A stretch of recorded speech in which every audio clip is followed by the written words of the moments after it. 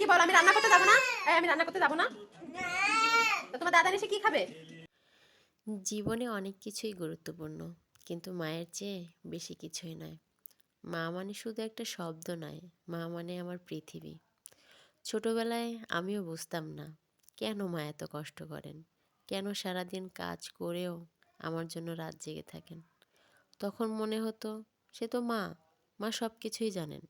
কিন্তু আজ বুঝি মায়ের মনের কথাগুলো আমিও কখনো পুরোপুরি বুঝতে চেষ্টা করিনি। হ্যালো এভরিওয়ান, আসসালামু আলাইকুম। আমাদের নতুন আরও একটি ব্লগে আপনাদের সবাইকে স্বাগতম। যে মায়েরা একা একা বাচ্চা পালন করেন তারা হয়তো আমার কষ্টটা বুঝতে পারবেন।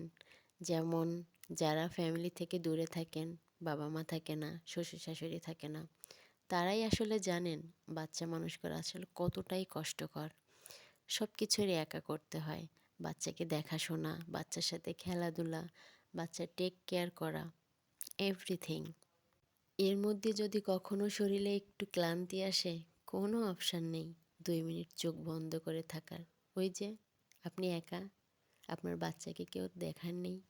যদি কখনো ঘোরের মধ্যে চোখটা আস্তে করে বন্ধ হয়ে আসে, তখন আমার অনুভব হয় একটা ছোট্ট হাত যা আমার আঙুল ধরে আছে, একটা নিষ্পাপ মুখ যা আমার দিকে চেয়ে আছে। এই ছোট্ট মানুষটার জন্যই তো আমার সব লড়াই। তখনই কেঁপে উঠি আর ভাবি আমার জন্য তো কোনো বিরতি নেই, কারণ আমি তো একা। আমার বাচ্চার জন্য তো আমি একা। এই ছোট্ট মানুষটার সব দায়িত্বই তো আমার। ওর খাওয়া, ওর ঘুম, ওর হাসি, এমনকি ওর কান্নাটাও। এই জন্যই প্রতিদিন সকালে ঘুম থেকে উঠে আগে নিজেকেই নিজে স্মরণ করিয়ে দিই, আজও লড়াই করতে হবে। ওর জন্য খাবার বানাতে হবে, ঘর গোছাতে হবে, ওকে খাওয়াতে হবে, ওর সাথে খেলতে হবে, এমনকি ওকে ঘুম পড়াতে হবে। আর দিন শেষে যখন সবাই ক্লান্ত হয়ে বিশ্রাম নেয়, তখন আমি আবার নতুন একটা কাজ শুরু করি, যাতে ওকে ভালোভাবে মানুষ করা যায়, ওকে ভালো মানুষ বানানো যায়। কখনো কখনো তো মাথাটা যন্ত্রণা করে চোখটা আস্তে করে বন্ধ হয়ে আসে, কিন্তু তখনও আমি থামি না।